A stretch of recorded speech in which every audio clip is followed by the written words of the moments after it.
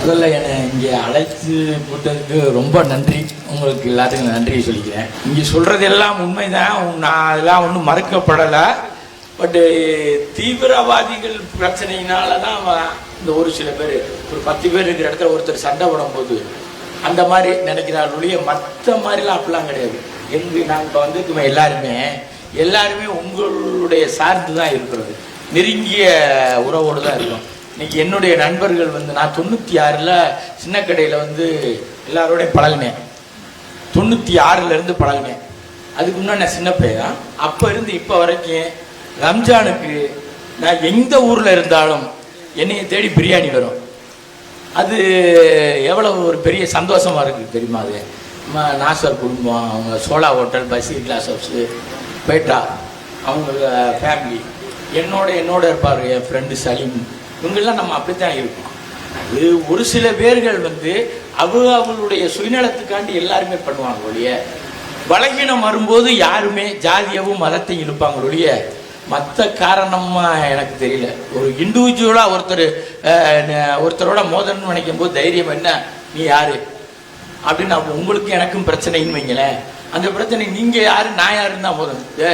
நீ வேற நான் வேற அப்படின்னு பார்த்தா இதில் யாரோ ஒரு ஆள் பலகீனமாக இருக்கும் அப்படின்னு அர்த்தமாக தோணுதோடைய எனக்கு வேற ஒன்றும் தோணல. அவர் சொல்கிற மாதிரி இதில் எல்லாருமே பிரிக்கப்படாத பாகிஸ்தான் ஒன்றா இருக்கும் போதே முஸ்லீம்கள் இந்துங்கிற வேற்றுமையே இல்லை, எங்கள் காலத்திலையும் இல்லை. பசங்க காலத்தில் கொஞ்சம் இருக்கிற மாதிரி நீங்கள் சொல்கிறது ஃபீல் பண்ணுறேன். நான் இப்போ ப்ராக்டிக்கலாக பேசணும்னு சொல்கிறதுனால அந்த வார்த்தையை சொல்கிறேன். சொல்லுங்கள். அதுதான் உண்மை ஒழிய, இப்போ நான் எங்கள் காலத்துலலாம் நாங்கள் எல்லாரோடையும் பழகுறோம், பேசுகிறோம், அப்படிலாம் யாரும் வேற்றுமையெல்லாம் கிடையாது. இப்போ பசங்க யாருமே பழகிறதில்லை, பேசிக்கிறது இல்லை. அப்போ தான் அவங்களுடைய குணங்கள் தெரியும். அமிர்தமா விஷமாங்கிறது பருகினால்தான் சுவை தெரியும் சொல்லுவாங்க. அது மாதிரி பழகினா தான் அவங்களுடைய இது தெரியும். நான் நல்லவனா நீங்கள் கெட்டவனா, அதைத்தான் நம்ம பார்க்கணும். அதை இப்போ வந்து 2 பிரிவிலையுமே வந்து பழகிறது இல்லை. அதை பழகினோம்னாங்கன்னா ஒன்றாயிருவாங்கன்னு என்னுடைய கருத்து. ஐயா பேரு? என் பேர் பாபு. ரஜினி மன்றத்தினுடைய மாவட்ட தலைவர். சகோதரர் பாபு அவங்க ஆரம்ப காலத்திலேருந்து இஸ்லாமியர்களோடு நான் பழக்கத்தில் இருக்கிறேன், ரொம்ப நெருக்கமாக இருக்கேன். ஒவ்வொரு பண்டிகையின் போதும் எனக்கு உணவு கொடுக்கறதில் முஸ்லீம் நண்பர்கள் ரொம்ப எனக்கு நெருக்கமானவங்க.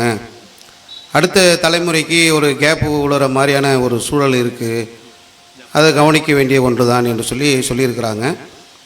தீவிரவாதிகளாக சித்தரிக்கப்படக்கூடிய ஒரு விஷயத்தையும் சொல்கிறாங்க. இது ரொம்ப நம்ம தெரிந்து கொள்ள வேண்டிய ஒரு முக்கியமான ஒரு விஷயந்தான். அது பொதுவாகவே முஸ்லீம்களை வந்து இன்றைக்கி தீவிரவாதிகள், பயங்கரவாதிகள்னு சொல்கிறாங்க. எப்படி அது சொல்லப்படுகிறது என்று சொன்னால், உலகத்தில் இன்றைக்கி இந்த கேள்வியை நம்ம இது கேட்கும்போது நமக்கே ஒரு ஆச்சரியமாக தான் இருக்குது. முஸ்லீம்கள்லாம் தீவிரவாதி கிடையாது, ஆனால் தீவிரவாதி எல்லாருமே முஸ்லீம் தான், வேறு யாருமே தீவிரவாதம் பண்ணுறதில்லை, முஸ்லீம்கள் மட்டும்தான் தீவிரவாத செயல்களில் ஈடுபடுகிறார்கள் என்ற ஒரு எண்ணோட்டம் எல்லா மக்களுக்கும் விதைக்கப்பட்டுருச்சு. இதுக்கு என்ன அடிப்படை காரணம் என்னன்னு பார்த்தீங்கன்னு சொன்னாக்கா, இன்றைக்கி இருக்கக்கூடிய மீடியா, இன்றைக்கி இருக்கக்கூடிய சினிமா துறை, இன்றைக்கி இருக்கக்கூடிய ஆட்சியாளர்கள், இவங்க தான் காரணம். நீங்கள் மீடியாவை எடுத்தீர்கள் என்று சொன்னால், மீடியாவில் வரக்கூடிய செய்தியெல்லாம் பாருங்களேன். பெங்களூரில் பாஜக அலுவலகத்தில் ஒரு குண்டு வெடிக்குது. ஒரு 3 பேரை வந்து கைது செய்கிறாங்க. 3 பேரும் முஸ்லீம்கள். கைது செய்யும் போது அந்த செய்தி எப்படி வருகிறது என்று சொன்னால், 3 முஸ்லீம் தீவிரவாதிகள் பாஜக அலுவலகத்தில் குண்டு வைத்ததற்காக கைது செய்யப்படுகிறார்கள் அப்படின்னு சொல்லி ஒரு பெரிய அளவுக்கு நியூஸ் ஃப்ளாஷ் ஆகுது. அதற்கு பிறகு விசாரிக்கப்படுகிறது. அந்த 3 பேரும் வந்து அந்த குண்டு வைப்புக்கும் அவங்களுக்கு எந்த சம்பந்தமும் இல்லைன்னு வருது. அடுத்த செய்தி எப்படி வருதுன்னா, சின்ன பாக்ஸில் 3 அப்பாவி தமிழர்கள் விடுதலை. கைது செய்யும் போது 3 முஸ்லீம் தீவிரவாதி, விடுதலை செய்யும் போது 3 அப்பாவி தமிழர்கள் விடுதலை செய்யப்பட்டார்கள் அப்படின்ற செய்தி வருது. இப்படி செய்திகளை நீங்கள் எடுத்தீர்கள் என்று சொன்னால், சென்ட்ரலில் ஒரு குண்டு வெடிக்குது. குண்டு வெடித்த உடனே யார் வச்சது என்னன்றதெல்லாம் பார்க்கணும், தேவைதான் அது. ஆனால் எப்படி ஆய்வுகள் போகுதுன்னா, அங்கே இருக்கக்கூடிய நீங்கள் அந்த சமீபத்தில் எல்லாம் பார்த்துருப்பீங்க, அந்த குண்டு வெடித்த உடனே ஒருத்தர் ஓடுறார் வேகமாக. ஓடக்கூடியவர் தாடி வச்சிருக்கார், போச்சு அவ்வளோதான். அதுக்கு காது வச்சு, மூக்கு வச்சு, கண்ணு வச்சு, இவர் அந்த அமைப்பாக இருப்பாரோ, இவர் இந்த அமைப்பாக இருப்பாரோ, இவர் தான் செய்திருப்பாரோ, இவர் அந்த காவல்துறை அதிகாரிகள் அந்த இதில் விசாரணை, இந்த அப்படி பக்கம் பக்கமாக எழுத ஆரம்பிச்சிருவாங்க. அப்புறம் பார்த்தாக்கா அவருக்கும் அதுக்கு சம்மந்தமே இருக்காது, ட்ரெயினை பிடிக்க வேகமாக ஓடி இருக்கிறார். இப்படி நம்ம எடுத்து பார்த்தோம் என்று சொன்னால் மீடியா, சினிமாவை நீங்கள் எடுங்களேன். படம்லாம் எப்படி படம் எடுக்கப்படுது? பாகிஸ்தான்லேருந்து தீவிரவாதி வரார், யார் வருவா? பாய் தான் வருவார். பாய் எப்படி பேசுவார்? நம்மில்கே வரான் நிம்மில்கே அப்படின்ற மாதிரி சொல்லி நீங்கள் பார்க்குறீங்க இங்கே இருக்கக்கூடிய தமிழர்களை முஸ்லீம்கள் எப்படி பேசுகிறோம், என்ன மாதிரி தமிழ். நீங்கள் அதில் பார்த்தீங்கன்னா வித்தியாசமாக அவங்க பேசுகிற தமிழ் கொஞ்சம் வித்தியாசமாக இருக்கும். அவங்கள வந்து தீவிரவாதிகளாகவே காட்டி பழக்கப்படுத்துகிறாங்க. சமீபத்தில் துப்பாக்கின்னு ஒரு படம் வந்துச்சு. அதில் எப்படி காட்டுறாங்கன்னா, முஸ்லீம்கள் வந்து ஒரு மளிகை கடையில் இருப்பாங்க, ஸ்லீப்பர் செல்ஸ் ஒரு மொபைல் கடையில் இருப்பாங்க. நம்மளோடவே பழகக்கூடிய முஸ்லீம்கள் ஸ்லீப்பர் செல்களாக இருந்து கொண்டு தீவிரவாத செயல்களில் ஈடுபடுகிறார்கள். அவங்க படத்தை விற்கணுன்றதுக்காக, படம் நல்லா ஓடணுன்றதுக்காக இப்படி தான் கதையே வடிவமைக்கிறாங்க. விஸ்வரூபன்னு ஒரு படம் எடுக்கிறார் கமலஹாசன். முழுக்க முழுக்க இஸ்லாமியர்களை வந்து அதில் தீவிரவாதிகளாக சித்தரித்து தான் படம் எடுக்கப்படுது. முஸ்லீம்கள்னு சொன்னாலே அவங்கள ஒரு பயங்கரவாதிகளாக காட்டுற பழக்கம் எல்லார்கிட்டையும் வந்துருச்சுங்க. பத்திரிகையாளர்களை விடுங்க, மீடியாக்களை விடுங்க, ஆட்சி தலைவர்கள் என்ன பண்ணுறாங்க? சமீபத்தில் கொரோனா வந்துருச்சு. கொரோனா எப்படி வந்தது, கொரோனா எப்படி எல்லாமே தெரியும். முதல்லையாவது தெரியல, அதுக்கப்புறமா தான் தெரிஞ்சுக்கிட்டோம் கொரோனா வைரஸை பற்றி. இது எங்கேருந்து வந்ததுன்றதெல்லாம் சொல்லும்போது ஊகான்ல இருந்து சீனாவிலேருந்து வந்ததுன்றதெல்லாம் பின்னாடி தெரிஞ்சது. தமிழகத்தில் அது எப்படி தெரியுமா சொன்னாங்க? சோர்ஸ் என்ன சோர்ஸு? தப்லீக் ஜமாத்துக்காரங்க கொரோனா ஜிஹாத் பண்ணுறதுக்காக கொரோனாவை கொண்டு வந்து பரப்புகிறார்கள் அப்படின்னு சொல்லி ஒரு வதந்தியை பரப்புகிறாங்க. அதுக்கப்புறம் அவங்க பீலா ராஜேஷ் டிவியில் டெய்லி பேட்டி தராங்க. ஃபஸ்ட்டு சோர்ஸ் இது, செகண்ட் சோர்ஸ் இது. தப்லீக் ஜமாத்துடைய சோர்ஸ்லேருந்து இது போகுதுன்ற மாதிரி கொஞ்ச நாள் அப்படியே கொண்டு போகிறாங்க.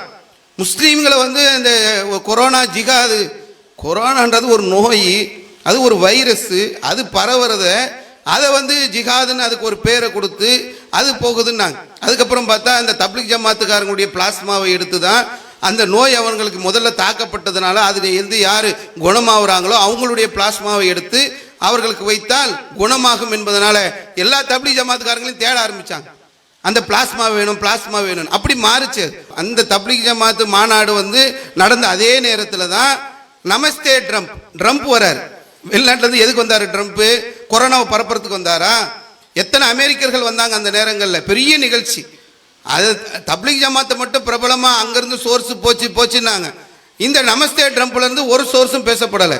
ஈசா யோகா மையம் இங்கே கோயம்புத்தூர் பக்கத்தில் அவர் ஒரு பெரிய நிகழ்ச்சி நடத்தினால் லட்சக்கணக்கான மக்கள் அதில் கலந்துக்கிட்டாங்க, அதை பற்றி பேசலை. ஆனால் முஸ்லீம்கள் ஒரு இடத்துல ஒன்று கூடினார்கள் அந்த கொரோனா நேரத்தில், அதுதான் பரவ காரணம் என்று அதை திசை திருப்பக்கூடிய ஒரு நிலை ஆயிடுச்சு. ஏன்னாக்கா தீவிரவாதின்னு சொன்னால் அது முஸ்லீம் தான், அது வேறு யாரும் இல்லை அப்படின்ற மாதிரியான ஒரு பிம்பத்தை ஏற்படுத்துவதற்கு எல்லோரும் முயற்சி செய்கிறாங்க. ஒரு யூரியா ஒரு விவசாயி எடுத்துகிட்டு போகிறாருன்னு வைங்களேன், விவசாயி எடுத்துகிட்டு போனால் அது யூரியா, முஸ்லீம் எடுத்துகிட்டு போனால் அது வெடிபொருள், அது பயங்கரமான வெடிமருந்தை ஒரு தீவிரவாதி கொண்டு போனார் என்று சொல்லி அதை செய்திகளில் போட்டு அதை ஒரு பக்கம் எழுதுனாங்கன்னா தான் பத்திரிக்கை விற்கும். படத்தில் ஒரு டைலாக்கை போட்டால் தான், பாயங்க சம்பந்தமாக போட்டால் தான் அந்த படம் ஓடும் அப்படின்ற மாதிரியான மனநிலையில் இதையெல்லாம் உருவாக்குறாங்க. இஸ்லாம் என்ன சொல்லுதுன்னா, ஒரு மனிதரை வாழ வைத்தார், ஒரு மனித சமுதாயத்தை வாழ வைத்தது. ஒரு மனிதரை கொலை செய்தால் மனித சமுதாயத்தை கொலை செய்த பாவம் கிடைக்கும். ஒரு முஸ்லீம் என்று சொன்னால் கொலை செய்யக்கூடாது என்பதை இஸ்லாம் எங்களுக்கு சொல்லி தருது. நீங்கள் உலக வரலாறு எடுங்களேன், ஒரு சின்ன டேட்டா ஒன்று சொல்கிறேன் கேளுங்க. ஹிட்லர் தெரியுமா? ஹிட்லர் ஜெர்மனியில் 60 லட்சம் பேரை கொலை செஞ்சிருக்கான். ஹிட்லர் யாரு? முஸ்லீமா? முஸ்லீம் கிடையாது. ஹிட்லர் 60 லட்சம் பேரை கொலை செய்த ஹிட்லர் முஸ்லீம் கிடையாது. இத்தாலியில் 4 லட்சம் பேரை கொலை செஞ்ச ஆளு இத்தாலியில் மிசோலின், சர்வாதிகாரிகள் என்ற பட்டியலில் உள்ளவங்க. இவர் முஸ்லீமா? இல்லை. பிரெஞ்சு புரட்சி உங்களுக்கு தெரியும், மேக்சிமிலியன் ஜோன்ஸ்லியர் என்று சொல்லக்கூடியவர் 2 லட்சம் பேரை கொலை செஞ்சிருக்கிறார். இவர் முஸ்லீமா? இவர் முஸ்லீம் இல்லை. அதே மாதிரி மாசேத்துங் சைனால 2 கோடி பேரை கொலை செஞ்சார். இவர் முஸ்லீமா? முஸ்லீம் இல்லை. அதே மாதிரி ஜோசப் ஸ்டாலின், அங்கிள் ஜோ என்று சொல்லுவாங்கல்ல, இந்த ஜோசப் ஸ்டாலின் 2 கோடி பேரை கொன்ன வரலாறு இருக்கிறது. இவர் முஸ்லீமா? முஸ்லீம் இல்லை. நம்ம எல்லாருக்கும் தெரியும் அசோகர், கலிங்கத்து போர் நடந்துச்சுல, கலிங்கத்து போர்ல வந்து எல்லோரும் கொல்லப்பட்டதற்கு பிறகுதான் அசோகர் வந்து தன்னுடைய நிலைகளை மாற்றிக்கொண்டு புத்த மதத்திற்கு போறார். அங்க பார்க்கிறாரு அவ்வளவு மனித சடலங்கள், 1 லட்சம் பேர் கொலை செய்யப்பட்டிருக்கிறார். அவர் இந்து மதத்தை சார்ந்தவர். இப்படி நீங்க வரலாறுகளை எடுத்தீங்கன்னு சொன்னா, முஸ்லீம்கள் என்று சொன்னால் தீவிரவாதிகள் நம்ம சொல்றோமே, இந்த மாதிரி 2 கோடி பேரை, 2 லட்சம் பேரை, 10 லட்சம் பேரை, 20 லட்சம் பேரை கொத்து கொத்தாக கொன்ற அந்த ஆட்சியாளர்கள் பட்டியல் இருக்கா? இன்னும் நீங்கள் எடுத்தீர்கள் என்று சொன்னால், இப்போ உலகத்துல நிறைய தீவிரவாத அமைப்பு இருக்குங்க. எப்ப பாரு செய்தியை தொடர்ந்து ISISன்றான். ராமநாதபுரத்தில் ஒருத்தரை கைது செஞ்சாங்கன்னா இவர் நேரம் ISISோட தொடர்பு. என்னப்பா, அவருடைய வீடியோக்களை இவர் பார்த்து கொண்டிருந்தார், அதனால் ஆய்வு செய்வதற்காக INA அவர்களை பாய்ந்து பிடித்திருக்கிறது. அதிகாரிகள் போயிருக்கிறாங்க. என்னப்பா பண்ணாங்க? அவர் வீட்டிலிருந்து லேப்டாப்பை, அதாவது பெரிய வெடிப்பொருட்கள்னு சொல்லி போடுறான். 2 பென்ட்ரைவு, ஒரு ஃபோனு, ஒரு லேப்டாப்பு. எந்த வீட்டில் இல்லை. இப்போ எங்கள் வீட்டுக்கு வந்தீங்கன்னா 7 ஃபோன் கிடைக்கும், 6-7 பென்ட்ரைவ் வச்சிருக்கோம், 2 சிஸ்டம் இருக்கு, ஒரு லேப்டாப் இருக்கு, ஒரு சிஸ்டம் இருக்கு. அப்ப இதெல்லாம் ஒரு வெடிபொருளா? இது ஒரு தீவிரவாதத்துக்கு பயன்படுத்தக்கூடியதா? கைது செய்யும் போது எப்படி சொல்றாங்கன்னாக்கா, இவர்கள் ISISோடு தொடர்பில் உள்ளார்கள் என்று சந்தேகிக்கப்பட்டு அங்க பாய்ந்த போலீஸ், காவல்துறை அங்கிருந்து ஒரு லேப்டாப்பை, 2 பென்ட்ரைவை, 3 செல்போனை, 5 சிம் கார்டை, ஒரு வீட்டுக்கு போனால் 10 சிம் கார்டு இருக்கும். இன்னைக்கு நார்மலா இருந்துச்சு. அதையெல்லாம் எடுத்துட்டு இதை தீவிரவாதிகளோடு முடிச்சு போறாங்க. ஆனா உலகத்துடைய யதார்த்தம் என்ன தெரியுமா? இன்னைக்கு நீங்க இப்போ கூகுள்ல உங்க போன்ல எடுங்களேன், ஜெர்மன்ல RAF என்று சொல்லக்கூடிய ஒரு தீவிரவாத அமைப்பு இருக்கு. யாராவது எங்கேயாவது எந்த செய்தியிலே கேட்டிருக்கீங்களா? RAF என்று சொல்லக்கூடிய தீவிரவாத அமைப்பு பற்றி இங்க இருக்கக்கூடிய யாருக்கு தெரியும்? ஜெர்மன்ல இருக்கக்கூடிய தீவிரவாத அமைப்பு. இத்தாலியில ரெட் பிரிகேட்ஸ் சொல்லக்கூடிய தீவிரவாத அமைப்பு இருக்கிறது. இதை பத்தி யாருக்காவது தெரியுமா? ஸ்பெயின்ல ETA என்று சொல்லக்கூடிய ஒரு தீவிரவாத அமைப்பு இருக்கு. இது யாருக்காவது தெரியுமா? நீங்க ஆன்லைன்ல போய் ஸ்பெயின் ETA இது மட்டும் போடுங்களேன். அவங்க எப்போ ஆரம்பிச்சாங்க, எப்ப அவங்க ஆயுத குழுக்களாக மாறினாங்க, எப்ப ஆயுதம் தாங்கிய போராட்டம் நடத்த ஆரம்பிச்சாங்க, எப்ப அரசுக்கு எதிராக போனார்கள், எவ்வளவு வெடிகுண்டு வைத்தார்கள், எவ்வளவு பேர் கொலை செய்யப்பட்டார்கள் என்ற டேட்டா உடனே கைக்கு வந்துடும். ஸ்பெயின்ல ETA என்று சொல்லக்கூடிய ஒரு தீவிரவாத அமைப்பு, ஜப்பான்ல சிகப்பு படை என்று சொல்லி ஒரு தீவிரவாத அமைப்பு இருக்கிறது, யூகேல கத்தோலிக்க பிரிவை, கிறிஸ்துவ கத்தோலிக்க பிரிவை சேர்ந்த IRA என்று சொல்லக்கூடிய தீவிரவாத பிரிவு. பல 100 பேர் கொலை செய்யப்பட்டிருக்கிறார்கள் பல குண்டு வெடிப்புகள்ல. நீங்க IRA பற்றி இன்னைக்கு நீங்க கூகுள் போய் பண்ணி பார்த்தீர்கள் என்று சொன்னால் உங்களுக்கு அப்படியே டேட்டா கொட்டும். அதே மாதிரி இலங்கையில விடுதலை புலிகள்னு இருந்தாங்க, எவ்வளவு தீவிரவாத செயல்களில் ஈடுபட்டாங்க. எங்கேயாவது இதை மதத்தோடு ஒப்பிடுகிறார்களா? எங்கேயுமே மதம் பார்க்கறது இல்லை. முஸ்லீம்கள் என்று சொன்னால் முஸ்லீம்களை தீவிரவாதி இவங்கெல்லாம் யாரு? இலங்கையில் உள்ள விடுதலை புலிகள் யாரு? ஜப்பான்ல உள்ள அந்த ரெட் டைகர்ஸ் யாரு? இவங்கெல்லாம் யாரு? முஸ்லீம்கள். அவங்க IRA யாரு? ETA யாரு? முஸ்லீம்கள். அவங்க முஸ்லீம்கள் இல்லாதவர்கள் இன்னைக்கு பலர் இருக்கிறாங்க. நீங்க உதாரணத்துக்கு south Asia terrorism portal website ஒன்று இருக்கு, அதாவது SATP.org. ரொம்ப சிம்பிள் தான், SATP.org. சவுத் ஏசியாவுடைய தீவிரவாத குழுக்களுடைய பட்டியல். நம்ம இருக்கிற ஆசியா கண்டம், இதுல சவுத் ஏசியாவுடைய ஒரு தீவிரவாத பட்டியலை அவர்கள் தருகிறார்கள். எடுத்து பார்த்தீங்கன்னா தலை சுத்திரும் உங்களுக்கு. எனக்கே ஆச்சரியமா இருச்சுங்க. என்ன எப்போ பாரு ISISன்னுவாங்க, இல்லைனாக்கா ஜெய்ஷே முகமதுன்னுவாங்க, இல்லைனா வேற ஏதாவது வாயில வராத பேரை முஸ்லீம் பேரை சொல்லுவாங்க. இதுதான் நம்ம தீவிரவாத அமைப்புன்னு கேட்டிருக்கிறோம். இவங்க என்ன இவ்வளவு போட்டு நூற்றுக்கணக்கான தீவிரவாத அமைப்புகள் தெற்கு ஆசியாவில் மட்டும் இருக்கிறது. நான் சும்மா கதை சொல்லலை. SATP.org இப்போ நீங்க கூகுள் பண்ணி பார்த்தீங்கன்னா உங்களுக்கு ரிசல்ட் தரும். இந்தியாவில் மட்டும் சொல்றேன் கேளுங்களேன். தெரிஞ்ச சில தீவிரவாத அமைப்பெல்லாம் சொல்றேங்க. இதெல்லாம் நம்ம எப்ப கேள்வி கேட்படுறோம்? இதெல்லாம் இன்றும் கரண்ட்ல இன்னைக்கு தீவிரவாத செயல்களில் ஈடுபட்டு கொண்டிருக்கிறார்கள். பஞ்சாப்ல KTF காலிஸ்தான் டைகர் ஃபோர்ஸ், சமீபத்தில் கூட காலிஸ்தான் பிரிவினை, அதாவது தனி நாடு கேட்கிறாங்க.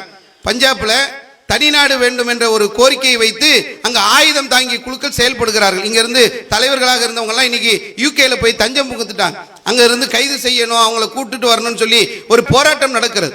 இந்த KTF பஞ்சாப்ல செயல்படுறாங்க. அஸ்ஸாம்ல உல்ஃபா தீவிரவாத அமைப்பு இந்த ஆகஸ்ட் 15, 2024 தினமணியுடைய வெப்சைட்ல நீங்க போய் பார்த்தீர்கள் என்று சொன்னால் 19 இடங்களில் குண்டு வைத்திருக்கிறார்கள். இந்த நம்ம இப்ப கடந்த சுதந்திர தினத்துல இப்பவும் செயல்பட்டு கொண்டிருக்கக்கூடிய உல்ஃபா தீவிரவாத அமைப்பு அஸ்ஸாமில் செயல்பட்டு இருக்கிறது. இந்த தினமணியுடைய வெப்சைட்டில் இன்னைக்கு காலையில் எடுத்து பார்க்கின்ற போது 2024 19 வெடிகுண்டுகளை வைத்திருக்கிறார்கள். எதுவுமே வெடிக்கல, நல்ல விதமாக மக்கள் காப்பாற்றப்பட்டார்கள் என்ற செய்தியை போட்டிருக்கிறாங்க. நக்சலைட்னு ஒன்று இருக்கு, மாவோயிஸ்ட்னு இருக்கு. இந்தியாவில் தான் நான் பேசுறேன், நிறைய இருக்கு, அதை விட்டுருவோம். இந்தியாவில் நக்சலைட்டு மாவோயிஸ்ட்னு இருக்கிறாங்க. யார் இந்த மாவோயிஸ்ட்? யாரு? 220 மாவட்டங்களில் இருக்கிறார்கள். இது ஒரு 2 பேர் இருக்கான், 4 பேர் இருக்கான், 10 பேர் இருக்கான்ல, 220 மாவட்டங்களில் இந்தியாவில் செயல்படுகிறார்கள். 20,000 பேர் ஆயுதம் தாங்கிய வீரர்கள் இருக்கிறாங்களாம். எவ்வளோ பெரிய டேஞ்சரான ஒரு அமைப்பு பார்த்தீங்களா? மாவோயிஸ்ட்ல 20,000 பேர் ஆயுதம் தாங்கி இருக்கிறார்கள். 875 ராக்கெட்டுகள் அவர்களிடத்தில் இருக்கிறது. 32 ஏவுகணை வச்சிருக்கிறாங்க. இந்தியாவுடைய மிலிட்ரிக்கு சவால் விடக்கூடிய அளவிற்கு இங்கே மாவோயிஸ்ட் என்று சொல்லக்கூடிய தீவிரவாத அமைப்பு செயல்பட்டு கொண்டிருக்கிறது. இது இல்லாமல் நீங்கள் எடுத்து பார்த்தீர்கள் என்று சொன்னால் நிறைய அப்படியே சொல்லிக்கிட்டே போகலாம். வரலாறு நீங்கள் எடுத்தீங்கன்னா முக்கியமாக இந்த தீவிரவாத செயல்னா எதை சொல்லுவீங்க நீங்கள்? முக்கிய அரசியல் தலைவர்களை கொலை பண்ணுறாங்கல்ல. உதாரணத்துக்கு சொல்லணும்னா இந்திரா காந்தியை கொலை பண்ணாங்க. இந்திரா காந்தி வந்து இந்த தேசத்துடைய பிரதமராக இருக்கும்போது தான் அந்த பொற்கோயில் பிரச்சனை வந்து சீக்கியர்களால் கொலை செய்யப்பட்டார்கள். அவங்களுடைய மெய் காப்பாளர்களே இந்திரா காந்தியை கொலை பண்ணாங்க. ராஜீவ் காந்தி கொலை செய்யப்பட்டார். இப்படி உலகத்தில் உள்ள பெரும் அரசியல் தலைவர்கள் கொண்ட வரலாறு லிஸ்ட் இருக்குல்ல, இந்த லிஸ்ட் எல்லாம் நீங்க எடுத்தீங்கன்னா கொலை பண்ணவங்கள முஸ்லீம்களே இல்லை. விமான கடத்தல் நடக்குதுல்ல உலகத்தில், தீவிரவாதி என்ன பண்ணுவான்? விமானத்தை கடத்தல் பண்ணுவான். இதெல்லாம் நீங்க போய் டேட்டாவை எடுத்து பாருங்களேன். ஆனா கேட்டோம்னா என்ன சொல்றீங்க? முஸ்லீம்கள் தான் தீவிரவாதிகள், வேறு யாரும் தீவிரவாதிகள் என்றோம். விமான கடத்தல்களில் ஈடுபட்டவர்கள் பல நாட்டவர்கள் இருக்கிறார்கள், முஸ்லீம்கள் இல்லை. தூதர்களை கொலை பண்ணுவாங்க. ஒரு நாட்டிலிருந்து இன்னொரு நாட்டுக்கு நெருக்கத்தை ஏற்படுத்துறது அந்த தூதரக அதிகாரிகள் தான். இந்த தூதர்களை கொலை செய்யக்கூடிய பட்டியலை நீங்கள் எடுத்து பார்த்தீர்கள் சொன்னால் அதுல முஸ்லீம்கள் கிடையாது. உலக போர் நடந்தது, முதலாம் உலக போர், இரண்டாம் உலக போர். இதுல என்ன முஸ்லீம்களுடைய பங்களிப்பு என்ன இருந்துச்சு? இப்படி எடுத்து பார்த்தோம் என்று சொன்னால், ஆனா பேர் வந்து இவங்க பயங்கரவாதிங்க, இவங்க தீவிரவாதிங்க என்று சொல்லப்படுகிறது. இஸ்லாம் என்ன பண்ணுதுன்னா, ஒரு போருக்கு போகும்போது கூட நெறிமுறைகளை சொல்லுதுங்க இஸ்லாம். அல்லாஹ்வுடைய தூதர் சொல்றாங்க, ஒரு போர்க்களத்தில் ஒரு பெண் கொல்லப்பட்டிருக்கிறாங்க. அது யார் கொன்னவங்கன்றது தெரியல. ஆனா நபிகள் நாயகம் சொல்றாங்க, போர்க்களமாக இருந்தால் கூட பெண்களை கொலை செய்யாதீர்கள். போருக்கு வந்தா கூட சரி, எதிரியாக நின்றால் கூட போர்க்களத்தில் பெண்களை கொலை செய்யக்கூடாது, குழந்தைகளை கொலை செய்யக்கூடாது, மதகுருமார்களை கொலை செய்யக்கூடாது. ஒரு வெற்றி வீரராக ஒரு நாட்டிற்குள்ளே நீங்கள் நுழைகிறீர்கள் என்று சொன்னால் அங்கு இருக்கக்கூடிய விளைச்சல் நிலங்களை சேதப்படுத்தக்கூடாது, நீர்நிலைகளை சேதப்படுத்தக்கூடாது. எவ்வளவு அழகாக ஒரு தத்துவத்தை இஸ்லாம் வகுத்து தருகிறது. இன்று கூட அந்த போர் நெறிமுறைகள் பாதுகாக்கப்படுறது கிடையாது. போர் நெறிமுறை இன்னைக்கு இருக்கா? மனிதன் அறிவின் உச்சிக்கு போயிட்டானே. இப்ப கேட்கிறேன், போர் நெறிமுறை பாதுகாக்கப்படுதா? எங்கேயுமே கிடையாது. உதாரணத்துக்கு சொல்றேன் கேளுங்களேன், இஸ்ரேல் இன்னைக்கு பாலஸ்தீனத்துல புகுந்து அடிச்சிட்டு இருக்கான். போர் நெறிமுறை பாதுகாக்கப்படுதா? ஒட்டுமொத்த ஐக்கிய நாட்டு சபையில் உள்ள அத்தனை நாடுகளும் இஸ்ரேலை போர் நிறுத்த சொல்லி வற்புறுத்துகிறார்கள். இதுவரைக்கும் போரை நிறுத்தல. போர் நடந்துகிட்டே இருக்கிறது. ஆயிரக்கணக்கான குழந்தைகள், ஆயிரக்கணக்கான பெண்கள் கொல்லப்பட்டிருக்கிறார்கள். யார் தீவிரவாதி? செத்து மடியினால அவன் தீவிரவாதியா? என்னப்பா ஏன் தீவிரவாதி? அவன் வந்து ஆயுதம் தாங்கி போராடுகிறான். எதுக்கு ஆயுதத்தை தூக்குனா? பாலஸ்தீன் என்று சொல்லக்கூடிய ஒரு தேசத்துல அவங்க வாழ்ந்துட்டு இருக்கிறாங்க. ஹிட்லர் வந்து யூதர்களை எல்லாம் கொலை செய்யும் போது நாடற்றவர்களாக இருந்த யூதர்கள் பாலஸ்தீனத்தை நோக்கி வராங்க. சரி, நம்ம ஒரு நாடு அமைச்சுக்குவோம். வந்த அவர்கள் ஒரு இடத்துல தஞ்சம் புகுகிறார்கள். அவர்களுக்கு அங்கிருந்த பாலஸ்தீனிய அரேபியர்கள் இடத்தை கொடுத்தாங்க. சரி, ஒரு ஓரமா இருக்கிறான், இருந்துட்டு போட்டோம். அவன் என்ன பண்றான்? அந்த ஓரத்துல இருந்து கொஞ்சம் கொஞ்சமா நாடை அகலப்படுத்திக்கிட்டே வரான். அதுக்கப்புறம் இன்னைக்கு முழு நாடும் எங்களுக்கு தான், நீ வெளியே போடான்றான். இதைத்தானே சுபாஷ் சந்திர போஸ் கிட்ட சொல்லும் போது ஐஎன்ஏ என்று சொல்லக்கூடிய இந்திய தேசிய ராணுவத்தை கட்டமைச்சாரு. அவரை தீவிரவாதின்வீங்களா? ஒரு நாட்டை தன்னுடைய தாய் நாட்டில் தான் வாழக்கூடாது, வெளியே போனா என்ன பண்றது? இந்த நாடு என் நாடுங்க, இதை விட்டா எனக்கு வேற நாடு கிடையாது, இது என் தாய்மண். இந்த நம்ம நாட்டிலிருந்து என்னை வெளியேற்றுகிறார்கள் என்று சொன்னால், யார் வெளியேற்றுகிறார்களோ அந்த அந்நிய சக்திக்கு எதிராக போராடக்கூடிய அவர்களை வைத்துக் கொண்டு ஒட்டுமொத்த இஸ்லாமியர்களும் தீவிரவாதிகள் தான். நீ ISIS தீவிரவாத அமைப்புன்றாங்க. நீங்க வேணா தெளிவா சொல்றேன், நான் ஒரு இஸ்லாமிய பேர் இயக்கத்துடைய ஒரு மாநில நிர்வாகியா இருக்கக்கூடிய நான் தெளிவாக சொல்கிறேன், ISIS அவர்களுக்கு எங்களுக்கு எந்த சம்பந்தமும் கிடையாது. ISIS என்ற அந்த அமைப்பை நாங்கள் ஆதரிக்கவே கிடையாது. அது கண்டிப்பாக எங்களுக்கு எதிரான ஒரு அமைப்பு. முஸ்லீம்கள் ஒரு காலத்திலும் நாங்கள் வந்து அதுக்கு ஆதரவு தெரிவிக்கலை. அதை எதிர்க்கக்கூடிய இடத்துல நாங்கள் வந்து முதல் இடத்துல இருக்கிறோம். அது முதல் விஷயம். இன்னொன்று, யார் அவங்க ISISன்றவங்க? யார்? இஸ்லாமிக் ஸ்டேட் அப்படின்னு சொல்லி தானே அவங்க தங்களுடைய இயக்கத்துடைய பேரையே வச்சிருக்கிறாங்க. அப்படின்னு சொன்னால் நீங்கள் எடுத்து பாருங்கள், அவங்க யாரை கொல்றாங்க? ISIS என்று சொல்லக்கூடிய இந்த தீவிரவாத அமைப்பு கொல்லக்கூடியது யாரை தெரியுமா? சிரியாவில் உள்ள முஸ்லீம்களை, ஈராக்கில் உள்ள முஸ்லீம்களை கொல்வதற்காக அவர்கள் அமைப்பை ஆரம்பித்து வைத்துக்கொண்டு அது வந்து இஸ்லாமியர்களுக்கு ஸ்டேட் என்று சொல்லி பொய் பிரச்சாரம் செய்யப்படுகிறது. அந்த ISIS என்ற அந்த அமைப்பு யூதர்களால் ஆரம்பிக்கப்பட்ட அமைப்பு. யூதர்களால் ஆரம்பிக்கப்பட்ட ஒரு அமைப்பு இஸ்லாமிய தீவிரவாத முத்திரையை அதற்கு குத்தி இஸ்லாமியர்களை தீவிரவாதிகளாக ஆக்கக்கூடிய ஒரு வேலை நடக்குது. பொதுவாக உலக அரசியலை நம்ம புரிந்து கொள்ள வேண்டும். ஆயுத வியாபாரம் பண்ணுறாங்க. யார் ஆயுத வியாபாரம் பண்ணுறவங்க? யார்? இஸ்ரேல் ஆயுத வியாபாரம் பண்ணுறாங்க, அமெரிக்கா ஆயுத வியாபாரம் பண்ணுறவங்க. இவங்க என்ன பண்ணுவாங்கன்னா, ஒரு பொருளை விற்கணும்னா மார்க்கெட்டிங் பண்ணணும். அதுக்கு பல இடங்களில் அந்த குண்டை போட்டு காட்டினா தான் அந்த குண்டு விற்க முடியும். அதற்கு அந்த சோதனைகளுக்கு எலிகளை பயன்படுத்துவாங்கள்ல, அந்த மாதிரி மனிதர்களை பயன்படுத்துகிறாங்க. எவ்வளோ ஒரு மோசமான ஒரு காரியத்தில் அவர்கள் ஈடுபட்டிருக்கிறார்கள். அந்த அவர்களுடைய மீடியாக்கள் தான் இன்னைக்கு ஒட்டுமொத்த ஐரோப்பிய நாடுகளில் இருந்து கிளம்பக்கூடியது தான் முஸ்லீம்களை தீவிரவாதிகளாக உருவாக்கக்கூடிய ஒரு நிலையை ஏற்படுத்தியிருக்கிறார்கள். ஈராக் மேலே அமெரிக்கா போர் தொடுத்தாங்க. என்ன நியாயம் இருக்கு சொல்லுங்க? ரசாயன ஆயுதத்தை அவர்கள் வைத்திருக்கிறார்கள். சதாம் ஹுசேன் வந்து ரசாயன ஆயுதம் வச்சிருக்கிறாருன்னு அமெரிக்கா உள்ள போறாங்க. அவன் என்ன ஆயுதம் வச்சிருந்தா உனக்கு என்ன? நீ அணு ஆயுதம் வச்சிருக்கிற? நீ ஏன் ஊருக்கெல்லாம் ஆயுதம் விற்பனை செய்கிற? ஒரு நாடு அவன் எதையாவது வச்சுட்டு போகிறான். ரசாயன ஆயுதம் இருக்கிறதுன்னு சொல்லி உள்ளே போய் சதாம் ஹுசேனை கூட்டு தூக்கு போட்டு, எங்கப்பா ரசாயன ஆயுதம்? இல்லை, ரசாயன ஆயுதம் இல்லைன்றாங்க. ஆப்கானிஸ்தான் மேலே போர் தொடுக்கிறாங்க. ஏன் போர் தொடுத்தாங்க? உசாமா பின் லேடனை எங்களிடத்தில் ஒப்படைக்க வேண்டும் என்று சொல்லி ஆப்கானிஸ்தானில் கோரிக்கை வைக்கிறாங்க. ஆப்கானிஸ்தான் அந்த அரசு ஒப்படைக்க மறுக்கிறது. ஆப்கானிஸ்தான் மேலே போர். இவன் உலகத்திலே இவன் தான் பெரிய ரவுடித்தனம் பண்ணி கொண்டு அக்கிரமமும் அநியாயம் செய்து கொண்டு இவன் என்ன பண்றான்? முஸ்லீம்களை தீவிரவாதிகள், பயங்கரவாதிகள் என்று காட்டக்கூடிய ஒரு நிலை இன்னைக்கு உலகத்தில் ஏற்பட்டிருக்கிறது. பாலஸ்தீனத்திலே போராடக்கூடியவர்கள் தங்களுடைய நாட்டுக்காக போராடுகிறார்கள்.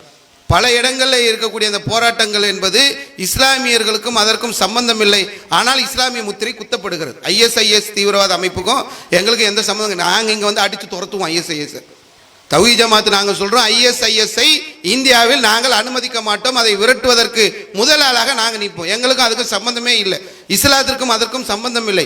இஸ்லாமிக் ஸ்டேட் என்று பெயரை வைத்துக்கொண்டு யூதர்கள் தான் அந்த ISIS என்று சொல்லக்கூடிய அந்த தீவிரவாத அமைப்பை நடத்தி கொண்டிருக்கிறார்கள். இதுதான் அதில் உள்ளது. இந்தியாவை நீங்கள் எடுத்தீங்கன்னா, இந்தியாவில் குண்டு வெடிச்சது. பாம்பேல நடந்த குண்டுவெடிப்பாக இருக்கட்டும், கோயம்புத்தூர்ல நடந்த குண்டுவெடிப்பாக இருக்கட்டும், பாம்பே குண்டுவெடிப்புக்கு பிறகு கிருஷ்ணா என்று ஸ்ரீ கிருஷ்ணா என்று சொல்லக்கூடிய நீதிபதி தலைமையில் ஒரு கமிஷன் அமைச்சாங்க. அவங்க அந்த பாதிப்புகளை எல்லாம் ஆய்வு செய்துவிட்டு அரசுக்கு ஒரு அறிக்கை கொடுத்தார்கள். அதில் சொல்லப்பட்ட விஷயம் என்னன்னா, 1500 முஸ்லிம்கள் கொலை செய்யப்பட்டார்கள். அதற்கு எப்படி எதிர்வினை ஆற்ற வேண்டும் என்று தெரியாமல் அவர்கள் குண்டு வைத்திருக்கிறார். நான் சொல்லலை, ஸ்ரீ கிருஷ்ணா நீதிபதி சொல்கிறார், பாம்பேல நடந்த குண்டுவெடிப்புக்கு அதுதான் காரணம். அவ்வளவு இளைஞர்களையும் சந்தித்து நாங்கள் அவங்களுக்கு சொல்லி, இஸ்லாம்னா இது கிடையாது. இஸ்லாம் பயங்கரவாதத்திற்கும் இஸ்லாத்துக்கும் எந்த சம்பந்தமும் கிடையாது. பயங்கரவாதி முஸ்லீமாக இருக்க முடியாது. ஒருத்தருடைய கையாலும் நாவாலும் அடுத்தவர்கள் பாதுகாப்பு பெற்றால் தான் அவன் முஸ்லீம். ஒரு கையாலும் நாவாலும் அடுத்தவர்களுக்கு ஒருத்தன் தொல்லை கொடுத்தான் என்று சொன்னால் அவன் முஸ்லீம் இல்லை. இதை நாங்கள் அவங்களுக்கு இளைஞர்களுக்கெல்லாம் சொல்லி ஒரு கோபத்திலேயோ ஒரு நேரத்திலேயோ எடுக்கக்கூடிய முடிவு தவறாக போய்விடக்கூடாது என்று சொல்லி பிரச்சாரம் பண்ணுறோம். நாங்கள் மட்டும் இல்லை, இஸ்லாமிய அமைப்புகள் பல அமைப்புகள் பிரச்சாரம் பண்ணுறாங்க. மும்பையில் நடந்த அந்த குண்டுவெடிப்புக்கு பிறகு இந்தியாவில் இஸ்லாமியர்கள் சார்பாக நடந்த குண்டுவெடிப்பு இருக்கா? பேர் வரும். ஒரு குண்டுவெடிப்பு நடந்த உடனே அடுத்ததே என்ன ஆகும்? தினமணி, தினத்தந்தி இவங்கெல்லாம் என்ன பண்ணுவாங்கன்னா, அடுத்ததே இதை வந்து லக்ஸரே தொய்பா பொறுப்பேற்று கொண்டார்கள். அவன் என்ன பண்றானே தெரியல, நேராக ஃபர்ஸ்ட் மெயில் தினமணிக்கும் தினத்தந்திக்கு தான் அனுப்புறான். இந்த லக்ஸரே தொய்பா குண்டு வச்சான்னா உடனே அங்கே அனுப்பிடுவான். உடனே பொறுப்பேற்று கொண்டார்கள் வரும். அதுக்கப்புறம் பார்த்தோம்னாக்கா உண்மை வேறாக இருக்கிறது. உதாரணத்துக்கு சொல்றேன், மலேகான் என்று சொல்லக்கூடிய ஒரு இடத்துல ஒரு குண்டு வெடிக்குது. குண்டு வெடிக்கும் போது ஒரு பைக்கில் தான் அந்த குண்டை வச்சிருக்கிறாங்க. குண்டு வெடித்ததுக்கு பிறகு அந்த இடத்துல ஆய்வு செய்யும் போது முஸ்லீம்கள் பயன்படுத்தக்கூடிய தொப்பி, முஸ்லீம்களுடைய அந்த உருது பிரசுரங்கள், இதெல்லாம் ஒரு முஸ்லீமுடைய வண்டி தான் வந்து குண்டு வச்சதுன்னு சொல்லி வருது. இதே லக்ஸரே தொய்பா பொறுப்பெடுத்துக்கிறான். மலேகானில் குண்டு வைத்தது நாங்கள் தான். உடனே மெயில் அனுப்பிட்டான். நமக்கு கூட இப்போ தினமணிக்கு ஒரு செய்தி அனுப்பணும், மெயில் ஐடி கேட்டால் கிடைக்காது. தினத்தந்திக்கு அனுப்பணும், நம்ம தேடினா கூட கிடைக்காது. ஆனால் அவன் லக்ஸரே தொய்பாக்கு தினமணியுடைய, தினமலருடைய, தினத்தந்தியுடைய மெயில் ஐடி எப்படி தான் கிடைக்குது? உடனே அவர்களுக்கு தகவல் சொல்லி அவர்கள் பொறுப்பேற்றுக்கிறாங்க. மலேகானில் குண்டு வெடிச்சதுல பொறுப்பேற்றுக்கிட்டான்ல, யார் குண்டை வச்சது? ATS என்று சொல்லக்கூடிய ஒரு படையுடைய தலைவராக இருந்த ஒரு காவல்துறை அதிகாரி ஹேமந்த் கர்கரே. இந்தியாவில் நல்லவர்கள்லாம் இருக்கிறார்கள், நல்ல அதிகாரிகள் எல்லாம் இருக்கிறார். அண்ணன் சொன்ன மாதிரி அவங்க பழகின எவ்வளோ நல்லவங்களையெல்லாம் சொன்னாங்களே, அந்த மாதிரி ஹேமந்த் கர்கரே என்ற ஒரு முஸ்லீம் அல்லாத அதிகாரி மலேகான் குண்டு வெடிப்பை கொடுத்து ஆய்வு செய்தவர். ஆய்வு செய்து விட்டு குற்றவாளிகளை குற்றவாளி கூண்டில் ஏற்றினார். யாரை ஏற்றினார்? முஸ்லீமை ஏற்றினாரா? ஒரு பாயை ஏற்றினாங்களா? தொப்பி இருந்தது, உருது பிரசுரங்கள் இருந்தது, குண்டு வைத்தது முஸ்லீம் என்று குற்றவாளி குண்டில் ஏற்றப்பட்டாரா என்று நீங்கள் அந்த வரலாற்றை, மலேகான் குண்டு வெடிப்பை இன்னைக்கு நீங்கள் எடுத்து தேடினாலும் கிடைக்கும். யார் வைத்தது? அந்த பைக்கில் உள்ள அந்த சேசிங், அந்த இன்ஜின் நம்பரை வைத்து அது யாருடைய வண்டின்னு நேராக போயிட்டார். போய் அதனுடைய கடைசி எண்டு எங்க போய் நிற்கிறது என்று சொன்னால், இப்போ சமீபத்தில் அந்த பிராக்யா சிங் தாக்கூர் பாஜகவில் எம்பி வரைக்கும் வந்தவங்க, அவங்க கிட்ட போய் நிற்கிது. லாஸ்ட்ல அவங்களுடைய போன் உரையாடல், அவங்களுடைய தகவல் எல்லாத்தையும் எடுத்து இந்த மலேகான் குண்டுவெடிப்புக்கு காரணமானவர் இந்த பெண் சாமியார் பிராக்யா சிங் தாக்கூர் தான் என்று குற்றவாளி கூண்டில் ஹேமந்த் கர்கரே ஏத்தனர். ஹேமந்த் கர்கரேக்கு இப்போ விருது தந்து அவர் எங்க இருக்கிறார் தெரியுமா? உங்களுக்கெல்லாம்? செத்து போயிட்டார், இறந்துட்டார், சுட்டு தள்ளி விட்டார்கள். ஒரு நேர்மையான அதிகாரி, ஒரு விஷயத்தை கண்டுபிடித்து கொடுத்தவர் இன்னைக்கு சுட்டு வீழ்த்தப்பட்டிருக்கிறார். இதுதான் இந்தியாவுடைய நிலைமை. என்ன நடக்கிறது இந்த தேசத்தில் நீங்கள் எடுத்தீர்கள் என்று சொன்னால், சம்ஜோதா ரயிலில் ஒரு குண்டு வெடிக்குதுங்க. ஒரு சாமியார் ஒப்புதல் வாக்குமூலம் தருகிறார், நாங்கள் தான் அந்த குண்டை வைத்தோம் என்று சொல்லி. அசிமானந்த் தான். எப்படி இந்த நாட்டில் நாம தான் தீவிரவாதி, முஸ்லீம்கள் தான் தீவிரவாதி, முஸ்லீம்கள் தான் பயங்கரவாதி என்று நம்ம சொல்லி கொண்டிருக்கிறோம். ஆனால் நடக்கிறது என்ன? சமீபத்தில் யஸ்வந்த் சிண்டே என்று சொல்லக்கூடிய ஒரு RSS காரர் கோர்ட்டில் வந்து ஒரு அஃபிடேவிட் போடுறார். சும்மா ரோட்டில் போகிறத பேசுறத நான் சொல்லலை, கோர்ட்டில் வந்து அஃபிடேவிட் போடுறார். என்ன அஃபிடேவிட்னா, ஒப்புதல் வாக்குமூலம். என்ன தராருன்னா, எங்களுக்கு காஷ்மீருக்கு அழைத்து சென்று எங்களுக்கு தீவிரவாத பயிற்சி கொடுத்தார்கள், குண்டு தயாரிப்பது எப்படி என்று எங்களுக்கு சொல்லி தந்தார்கள், இந்தியாவிலே நடந்த பல குண்டு வெடிப்புகளுக்கு நாங்கள் தான் காரணம் என்று RSS-ஐ சார்ந்த யஸ்வந்த் சிண்டே ஒப்புதல் வாக்குமூலம் தருகிறார். அப்போ எப்படி இங்கே முஸ்லீம்களை தீவிரவாதிகள், முஸ்லீம் எப்படி பயங்கரவாதியாக வராங்க? ஒன்று அதாவது இயலாமையில் இருக்கிறாங்க முஸ்லீம்கள். இப்போ நாங்கள் பிரச்சாரம் பண்ணுறோம், நீ குண்டு வைக்கக்கூடாது, தீவிரவாதத்துக்கு போகக்கூடாதுன்னு. அப்போ இருக்கக்கூடிய அரசு என்ன பண்ணணும்? இவருடைய இயலாமையில் இவங்களை இப்படி பேசுகிறாங்க, பிரச்சாரம் பண்ணுறாங்க, இதை வலுவூட்டணுமா இல்லையா? 2002 குஜராத்தில் ஒரு கலவரம் நடக்குதுங்க. அவன் ஒரு தீவிரவாதி எப்படி உருவாகுவான்? நம்ம மும்பையில் 1500 பேர் கொலை பண்ணுறான், அவன் என்ன செய்யணும்னு தெரியாமல் போய் குண்டு வைக்கிறான், அது தப்புன்னு பிரச்சாரம் பண்ணுறோம். குஜராத்தில் கலவரம் நடக்குது, கண்ணு முன்னாடி தன்னுடைய சகோதரியை கற்பழிக்கிறார்கள், தன் கண் முன்னால் தன் தாயை கற்பழிக்கிறார்கள், தன் கண் முன்னால் குழந்தைகளை கொலை செய்கிறார்கள். பில்கிஸ் பானி இன்னைக்கு ஒரு சாட்சியா நிற்கிறாங்களா இல்லையா? 15 பேர் எங்களோட எங்கள் ஊரில் இருந்தவங்க, எங்களோட பழகினவங்க, இங்கே கடை வச்சிருந்தவங்க, எங்களை வந்து இப்படி கற்பழிச்சாங்க, என் பிள்ளைய 3 வயசு குழந்தைய தூக்கி பாறையில் அடித்து கொலை பண்ணாங்க. இப்படி நடக்கின்ற போது, இந்த கலவரம் வருகின்ற போது, இதை அடைக்க வேண்டிய அரசு யார் பக்கம் நிற்கணுமோ அவங்க பக்கம் நிற்காம, நீதிக்கு சாட்சியாக இல்லாமல் அவர்களையே பாதிக்கப்படக்கூடிய ஒரு சூழல் ஏற்படுத்துகிறது என்று சொன்னால், 2000 முஸ்லிம்கள் கொல்லப்பட்டாங்க குஜராத் கலவரத்தில். அப்போ அவன் என்ன ஒரு மனநிலை எடுப்பான்? காப்பாற்றி நம்ம அவங்களுக்கு பிரச்சாரம் பண்ணுறோம். இப்போ சமீபத்தில் CAA ஒரு போராட்டம் நடத்தணும். அதாவது இந்தியர்களுக்கு குடியுரிமை இல்லை, முஸ்லீம்களுக்கு குடியுரிமை இல்லைன்றாங்க. ஏன்னா நாட்டுக்காக உழைச்சிருக்கிறோம், இந்த நாட்டுடைய மைந்தர்கள் நாங்கள், இந்த நாட்டுக்கு சொந்தக்காரங்க நாங்கள், எங்களை போய் நீ அகதியாக்குவியா என்று சொல்லி ஜனநாயக போராட்டம் நடத்தணும். அகிம்சை போராட்டம், ஆயுதம் தாங்கிய போராட்டம் நடத்தல, அகிம்சை வழியில போராட்டம் நடத்த. அதுல ஒரு உச்சகட்ட போராட்டம் சொன்னா டெல்லியில நடந்த ஷாகின் பாக் போராட்டம். ஒரு வயசான பாட்டி அம்மா முதல்ல போய் உட்கார்றாங்க, நாங்கள் இங்கே தான் இருப்போம், இது எங்கள் தேசம் அப்படின்னு உட்கார்றாங்க. அவங்களுக்கு சப்போர்ட்டாக நிறைய முஸ்லீம்கள் உட்கார்றாங்க. ஒரு அறவழி போராட்டம், எந்த ஆர்ப்பாட்டம் இதுவும் கிடையாது, ஒரு இடத்துல அமர்ந்திருக்கிறாங்க. இதுதான் இந்த போராட்டத்துடைய நிலை. நீண்ட நாட்களாக எப்படி விவசாயிகள் இருந்து போராட்டம் பண்ணாங்களோ அந்த மாதிரி ஒரு இடத்துல நின்று ஜனநாயக போராட்டம். இதுக்கு தீபக் மிஸ்ரா என்று சொல்லக்கூடிய ஒரு பாஜக காரர் சொல்றாரு, போலீஸை மிரட்டுறாரு, கலைக்கிறீங்களா இல்லை நாங்கள் கலைக்கட்டுமா? அனுராக் தாக்கூர் சொல்றாரு, நாங்கள் எல்லாரும் சுட்டு தள்ளுவோம் அப்படின்றார் பாஜகவில் இருந்து. சொல்லிட்டு இப்படி இருந்தா பரவாயில்ல. அதுக்கப்புறம் அந்த போராட்டம் எப்படி ஓஞ்சது தெரியுமா? கலவரத்தின் மூலமாகத்தான் அந்த ஜனநாயக போராட்டத்துக்கு முடிவு கட்டினார்கள். 53 முஸ்லிம்கள் கொல்லப்பட்டார்கள். 1500 கோடி ரூபாய், 1 கோடி 2 கோடி இல்லை, 1500 கோடி, 1500 கோடி ரூபாய் நம்ம ஒரு இடத்துல வச்சு பார்த்தோம்னா அதனுடைய தொகை தெரியும். ஒட்டுமொத்த முஸ்லீம்களுடைய கடைகளும் தீக்கரையாக்கப்பட்டது. ஒரு 2000 பேர் ஒரு இடத்துல இருந்தாங்க டெல்லியில இறக்கி. ஒரு இப்போ சொல்ற சமீபத்தில் டெல்லியில 1500 கோடி ரூபாய் சொத்துக்கள், முஸ்லீம்களுடைய கடைகள் தீக்கிரையாக்கப்பட்டிருக்கிறது. கிட்டத்தட்ட 50 பள்ளிவாசல்களை எரித்திருக்கிறார்கள். இது இப்படி போயிட்டே இருக்கக்கூடிய ஒரு சூழ்நிலையில தான் முஸ்லீம்களை பயங்கரவாதி, முஸ்லீம்களை தீவிரவாதி எல்லா இடங்களிலும் நடக்குதுங்க. இப்போ என்ன போராட்டம் பண்ணோம்னா, இது வெள்ளக்காரன் கூட இப்படி நாங்கள் எங்களை கொடுமைப்படுத்திருக்க மாட்டான். போராட்டம் பண்ணதுக்காக 90 வீட புல்டோசர் வச்சு இடிச்சிருக்கிறாங்க. ஜனநாயக போராட்டம் பண்ணதுக்கு போராட்டம் பண்ணுவியா என்று சொல்லி புல்டோசரில் வைத்து வீடுகளை இடிக்கக்கூடிய ஒரு நிலை ஏற்படுகிறது. ஆனால் எங்களுக்கு என்ன பேரு? முஸ்லீம்னா பயங்கரவாதி, முஸ்லீம்னா தீவிரவாதி. முஸ்லீம் வந்து ஒரு பயங்கரவாதியாக இருக்கவே முடியாது. ஏன்னா நபிகள் நாயகம் எங்களை எப்படி உருவாக்குனாங்கன்னா, ஒரு பூனை இருக்கு, ஒரு பூனை. அந்த பூனையை ஒரு அம்மா உணவுக்கு போக விடாம வீட்டில் அடைச்சி வச்சிருக்கிறாங்க. நபிகள் நாயகம் சொன்னாங்க, இந்த அம்மா நரகத்துக்கு போவாங்க. ஒரு பூனையை அடைச்சி வச்சதுக்காக நரகமா? நபிகள் நாயகம் சொன்னாங்க, அது உணவை தேடி போறதை நீ ஏன் அடைச்சி வைக்கிற? அதற்காக உனக்கு நரகம் என்று நபிகள் நாயகம் எச்சரிக்கை செய்கிறார்கள். ஒரு பறவையை பார்த்து குறி பார்க்கறதுக்காக நிக்க வைக்கிறாங்க.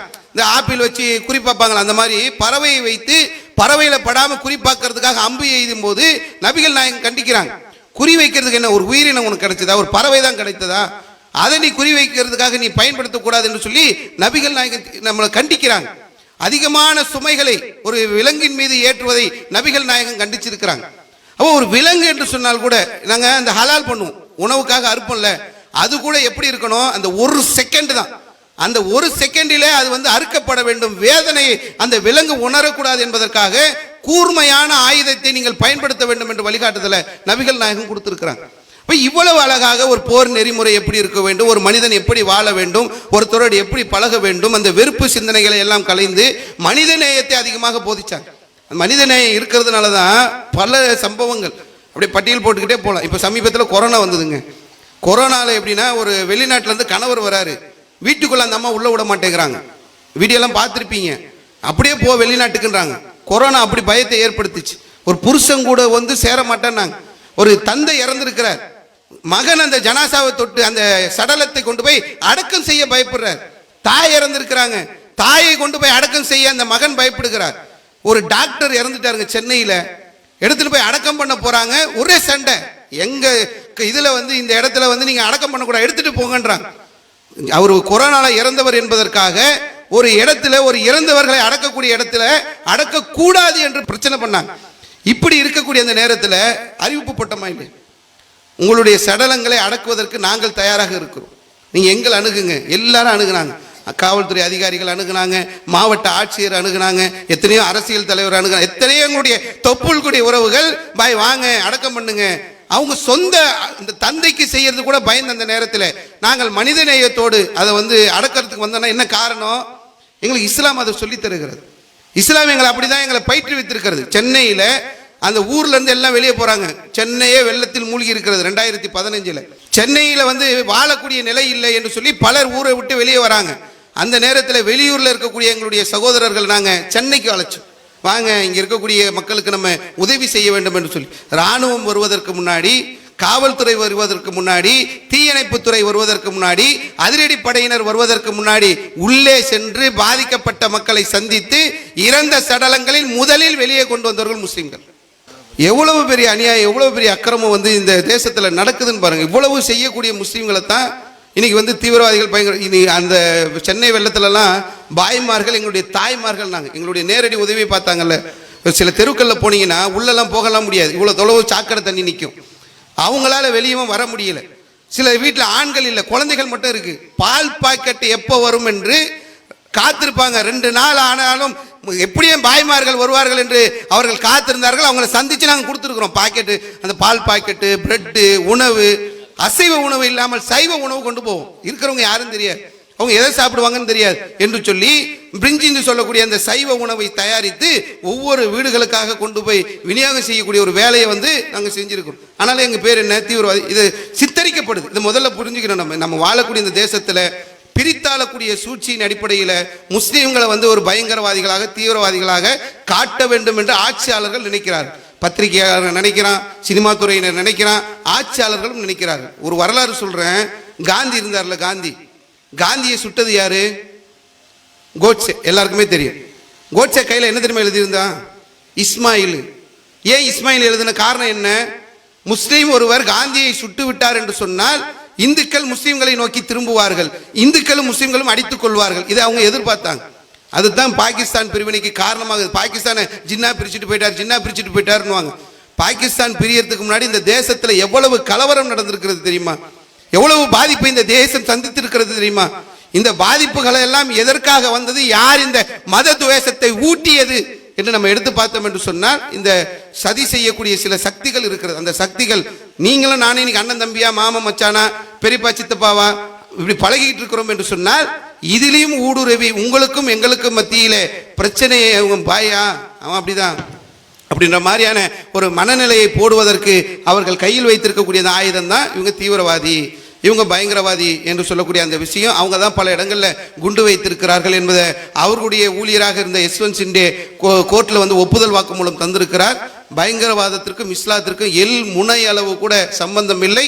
அப்படி ஒருவர் குண்டு வைக்கக்கூடியவராக இருந்தால் அவர் முஸ்லீமாக இருக்க முடியாது. முஸ்லீம் என்ற பேர்ல இருந்து பாதிப்பினால் ஒருத்தர் செய்கிறான்னு வைங்க, முஸ்லீமாக இருந்து கொண்டு ஒருவர் அநியாயமாக இன்னொருவரை கொலை செய்வதற்கு இஸ்லாம் எந்த இடத்திலும் அனுமதி தரவில்லை. இதுதான் பதிலாக சகோதரர் அவங்க பாபா உங்களுக்கு சொல்லிக்கிறேன்.